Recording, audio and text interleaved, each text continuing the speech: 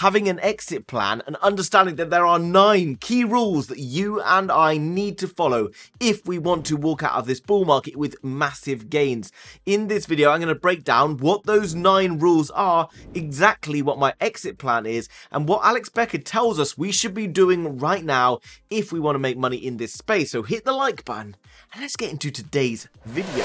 Now guys, if you've ever followed Alex Becker, you'll understand that he is definitely no macroeconomic expert, but he's been in his fair share of big crypto wins. He says he simply has no clue what's happening with the economy. All he knows is that Bitcoin is 95% sure to pass 100k in the next 2 years, and crypto gaming will go nuclear.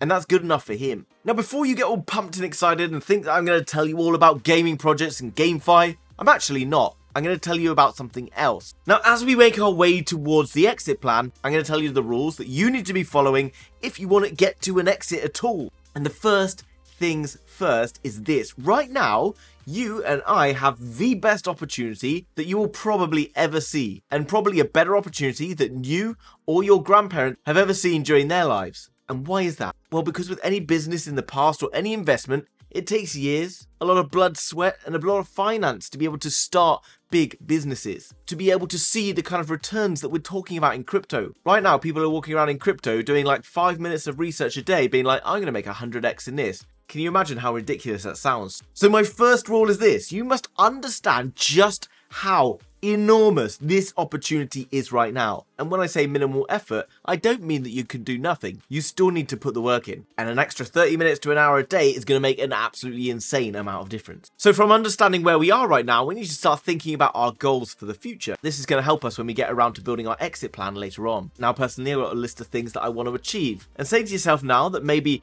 your whole portfolio could do a 10, 15, 20x. What does that mean for you down the line? What are you going to be able to achieve if you can pull out 100 grand at the end of this bull market? Or maybe it's 10 grand, or maybe it's 10 million. What can you do with that money? Because then when you get to the point where you've got enough money to go and buy that house, to pay off that mortgage, to quit your job, then you're going to do it. And then you're not going to get stuck being one of these diamond hand legends who's going to be holding his bag at the end of the next bear market. Okay, that was intense. Let's lighten the mood a bit. Now, Alex Becker's just told us that he likes GameFi. And I get it. GameFi is something that captures the attention of lots of people. And it's a really nice narrative for many because it's easier to understand. And, you know, the websites are brightly coloured and people get all pumped for that kind of stuff. Now, Alex Becker's going to be very good at pumping a lot of bags, and if you can stay on the pulse of what he talks about on his channel, you can also ride those pumps with him. But for me, my narrative that I love is DePIN, Decentralized Physical Infrastructure Networks. Why? Because I've done a huge amount of research into the area, and this is one thing I want to share with you. IO.net said that compute requirements for AI are increasing by 10x every 18 months, but the supply is only 2x. In my opinion, that means that mass adoption is going to happen through this particular remit because the demands for AI, an industry that is looking to take around 1% of the entire GDP of the US economy in just the next few years, can't achieve its goals in the current environment. It has to go on chain to go and be able to source compute power. Now, I'm not going to go down and keep flogging you the narrative. If you want to find out more about DePIN, go to Masari.io. It's free. Search for DePIN and you can get a State of DePIN report. Very interesting. But my point of this is, I have selected a narrative. Alex Becker has selected a narrative. I recommend that you go and try and focus your attention towards 1, maybe 2 narratives. If you're trying to understand what's going on in DeFi, while you're looking at GameFi and DEXs and privacy networks and all sorts of other insane stuff all the time, it is impossible. Make yourself a subject matter expert. Think about these areas that you think are going to see big growth in the next few years. GameFi definitely an option, AI, DePIN, whatever it might be. But once you narrow down that you can work within a particular remit, then you can start to find the key players within those areas, then you can really become the knowledge. Because otherwise you're going to be overwhelmed. You're looking in too many different places. It's impossible to keep up with all of it. The third one is this, and it's going to end up me giving you lots of inspirational quotes. Life is not about the pursuit of happiness, but it's about the happiness in pursuit. And you're like, what? Okay, let me explain. If you just had everything that you wanted to achieve straight away, then you'd be like, oh, maybe this is not that exciting. The reason lots of people want to have lots of money, because less people have that, and it can be harder to earn unless you work for it. The same thing about going to the gym or whatever. Once you start to enjoy the process, you're going to want to spend more time doing it, and it's going to be a much more rewarding and enjoyable experience, and ultimately you're going to learn way more information about all of this. Once you develop this like passion about crypto and like all the things within it, you're going to get really like starting to get a bit excited about it. You're going to wake up and you want to know more. This project's just popped up. What's it all about? Not just trying to FOMO into everything and make money. Because ultimately, if you can turn this into a fun game, you're going to enjoy the next couple of years rather than just stressing about it. The fourth rule, and I made a video about this yesterday for the ICP army, and there's also another one, there's the XRP army, the kaspa army, and you know, multiple armies around any cryptos. When you do loads of research into a project, well, you can be like, wow, that project sounds really, really good. And then maybe you go and invest in it, and then you kind of continue and you keep wanting to learn more and more and more about it. And then the problem with this is you get the blinkers on, and then you don't even look about all the other stuff that's going on right now. And it also makes it really hard to exit from that particular project if you see big price pumps. Or perhaps on the other side of things, like in XRP, where we see it slide towards the downside, you get this thing called sunk cost fallacy, where you basically go down with your ship, being like, well, I kind of did the research and I invested in it, so I might as well keep going with it. Sorry if you're one of those guys. According to the XRP army, it's going to do really well. Next one, don't overmanage. Don't sit there and try and micromanage your portfolio on a daily basis. If this coin's down 10% today, that one's up 20%, and just like keep moving it around. One, it'll probably end up costing you loads of money in trading fees, just swapping between different coins all the time, unless you're using MEXC, which is linked down below, because guys, it does a 0% spot maker taker trading fees. Zero. That means it costs nothing to change from Bitcoin to Ethereum to USDT, and you could make 50 trades a day and it doesn't cost you anything. And you're like, oh, well, what about the tax and all those different things? Well, luckily, MEXC is non-KYC, and if you use a NordVPN, even if you're in the US or wherever it is, you can change your location to somewhere else in the world. You can then log into MEXC, and you can trade on MEXC for absolutely free. Even on the futures market, there's only 0.01% take a fee, and it's got over 4,000 different altcoins. Link for that is down below. It's an exclusive link where you'll get up to a $1,000 bonus by using my link. No brainer, by a mile the best exchange out there. And that NordVPN, guys, 4 months free if you use my link down below, and then it's like $2.50 per month. Super cheap, way cheaper than you'll get it going direct. Okay, on to the next bit then.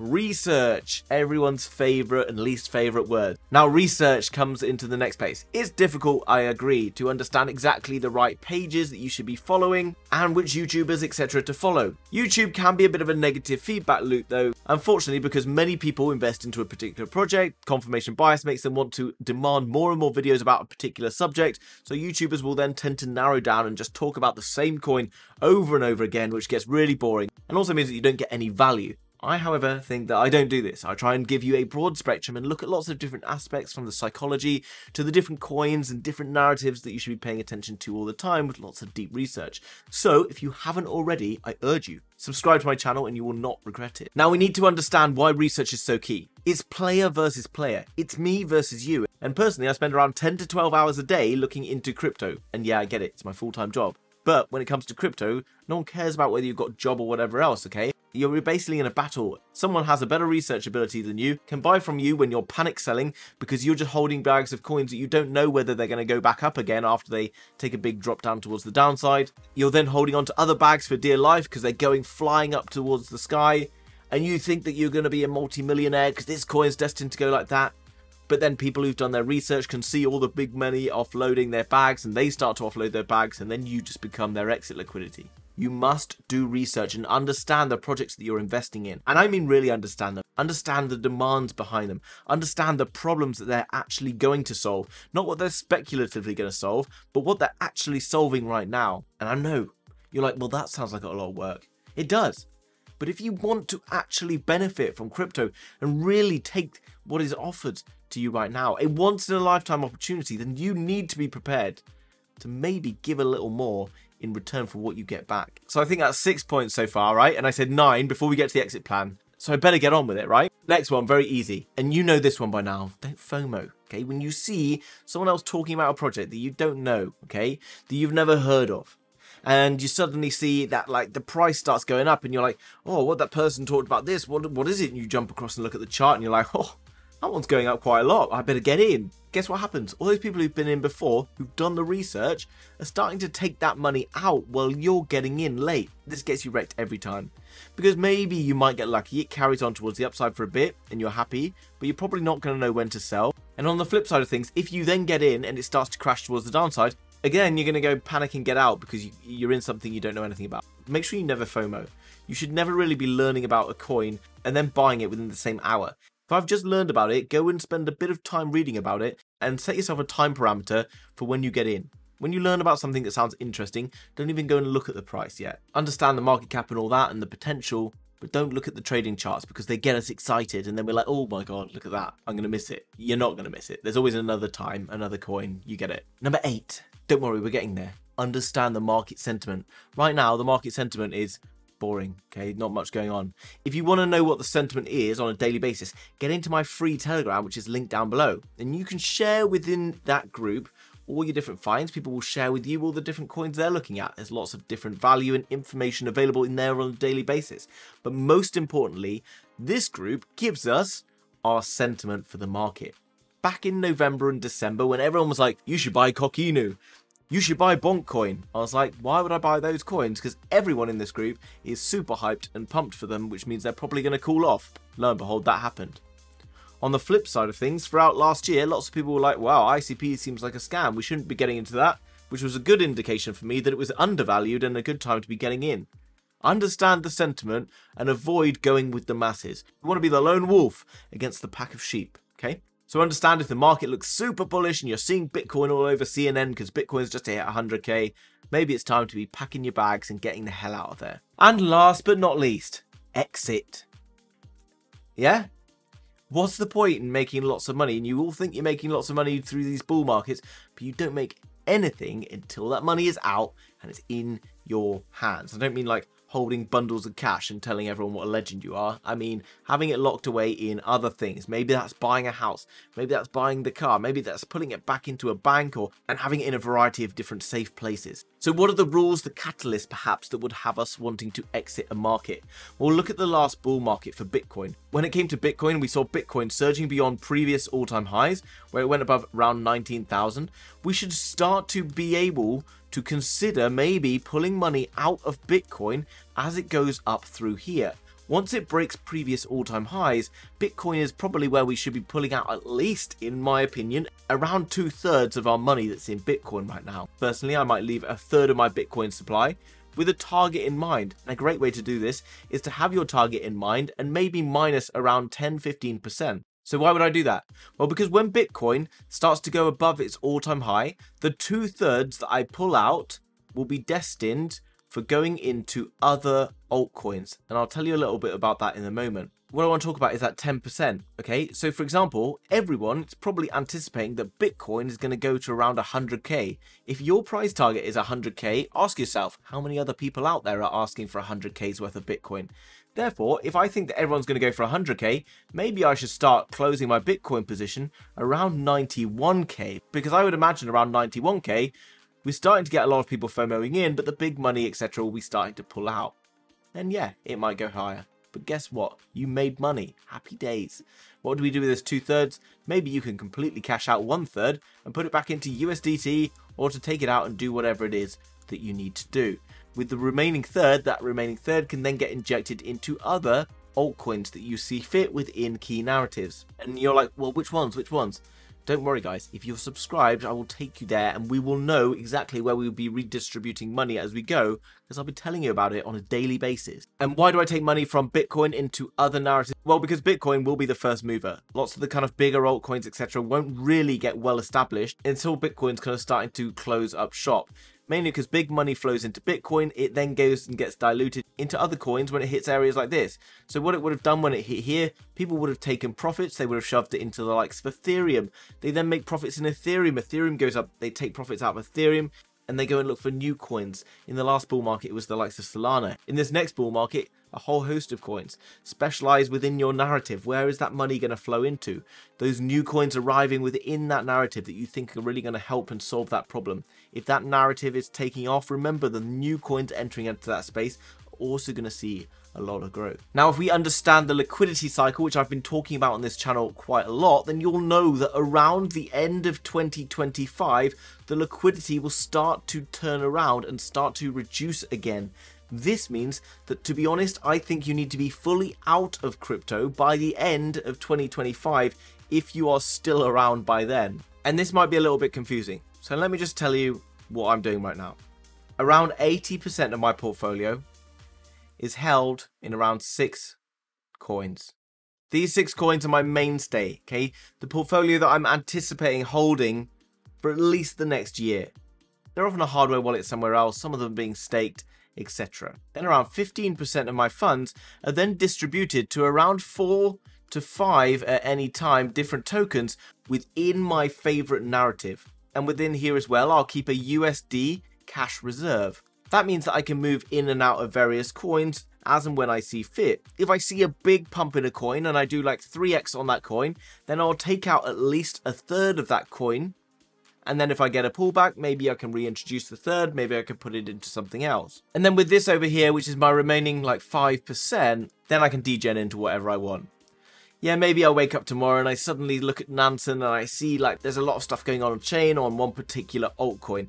Or, you know, like the other day we saw the Jupiter airdrop arrive and suddenly loads of money suddenly flows onto Solana. Then I got some cash available to go and jump into like meme coins on Solana, like Dog with Hat, which saw a good pump the other day. We saw others within the ecosystem like Pith, or whatever doing really well. And then I can jump in and out of trades like that. If I suddenly have a very big win with that 5%, let's say one of those coins 10x's, then I'm looking to maybe redistribute that money back into here and maybe back into here. Again, if this is then seeing some really big gains, that money will then try and go back into here. And over here, I have USDT. Ultimately, what we're taking is from the riskier side, which is over here, to the least risky side, which is down here, and then trying to move our money back in this direction whenever we can. The problem that everyone, most people, not everyone, has in crypto is that the more time they spend in crypto, they become more and more degenerate. As the cycle goes on, it becomes a riskier place to be because we're higher up, we're towards the end of a cycle, but people start to take their money from more stable assets and move it to the riskier assets. We don't want to do this. Right now, in my opinion, we should be kind of full exposure, full risk. Okay, this is in my opinion what I'm doing because I want to be in full risk right now because I think that the full risky area or fully exposed is going to see me the best potential. And we right now have better potential than we will in 6 months or a year's time because the prices are going to be going up over this period of time. Hopefully that makes sense. And don't worry, this is a longer learning process. I don't want you to think that you can just watch one video and understand exactly which coins I should be holding right now and when I'm going to sell each of them as we go. I want you to kind of understand that there's a process and something you should be learning. Remember, if you make 3x very quickly on a crypto trade, sell a third, turn it into something else that's less risky. Pull that money out, put it back into Bitcoin, put it into USDT, put it into Chainlink or Ethereum or whatever it might be. Remember, the higher a coin gets, no matter what it is, the less reward is in it for you and the more the chance there is of coming down. Why? Because that person who bought down there, who's at 100x when you're buying in hoping for a 5x, if it does a 5x, they're now on 500x. Don't you think that they're going to be selling? I would do. So if you think that people are going to be selling, then you should be as well. So many rules and not enough time. Remember guys, get into my Telegram, link down below in the description. It's going to help us to understand more about the sentiment. And make sure you subscribe and we will continue to build on this message that I have for you here. And I will do my very best to turn you into an intermediate or even an expert crypto trader. Thanks for watching guys. Hit the like button, subscribe, and I will see you tomorrow with another video. Bye bye.